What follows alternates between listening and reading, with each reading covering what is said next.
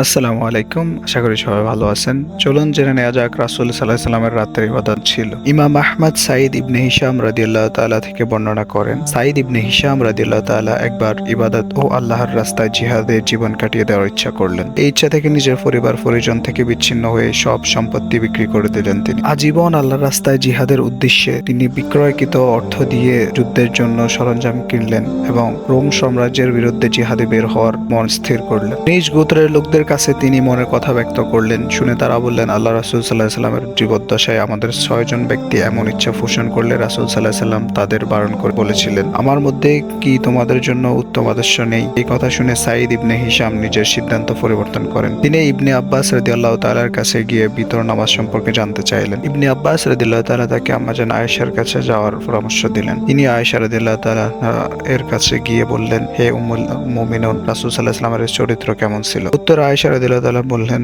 তুমি কি কোরআন পড়ো না? এই কোরআনেই ছিল রাসূল সাল্লাল্লাহু আলাইহি ওয়াসাল্লামের চরিত্র।